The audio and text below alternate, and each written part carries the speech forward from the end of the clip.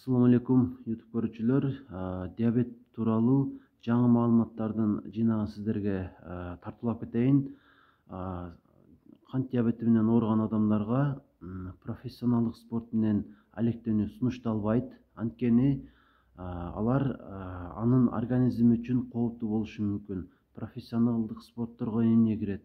Мисалы футбол, баскетбол, волейбол, бокс, теннис, ушул сыяктуу бардыгы эле медаль ала турган спорттун түрлөрү сиздерге сунушталбайт. Эмне үчүн экендигин айтып өттүм. Ал сиз үчүн кооптуу болушу мүмкүн.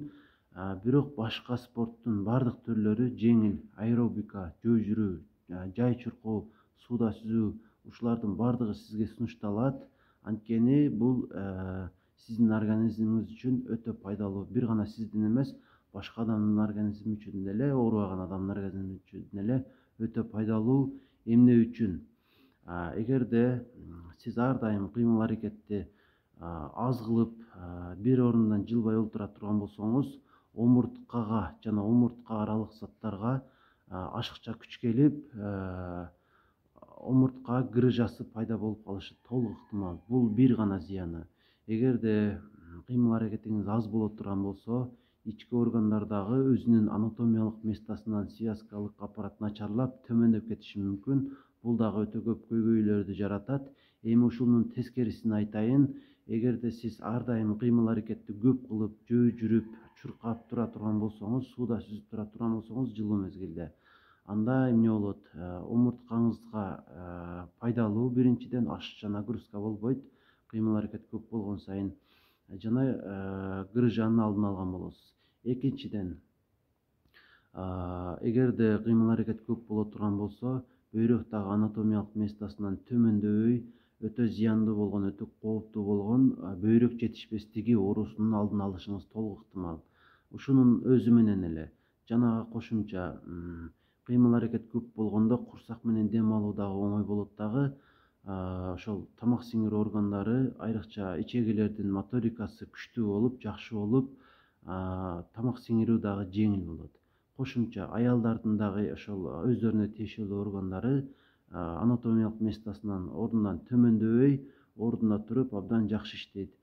Жана эң маанилүүсү, канчалык кыймыл аракет көп болгон сайын кандагы канттын деңгээли, глюкозанын деңгээли төмөндөйт. Демек, селевой уровеньге жакындайт. Бул сиз үчүн өтө пайдалуу жана керектүү нерсе болуп саналат.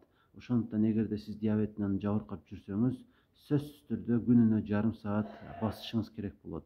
Жана эгерде сиз спорт менен алектенем десеңиз, анда ошол мисалы фитнеске барыштан мурда 1-2 единица хлебный единица же болбосо кичинекей тамактанып алышыңыз керек болот бир аз. Анткени кыймыл аракет көбөйгөндө, айрыкча спорт менен алектенгенде энергия ашыкча коротулат. Ошондо сиз алсырап, ошол глюкоза, кандагы глюкозанын деңгээли төмөндөп кетиши мүмкүн.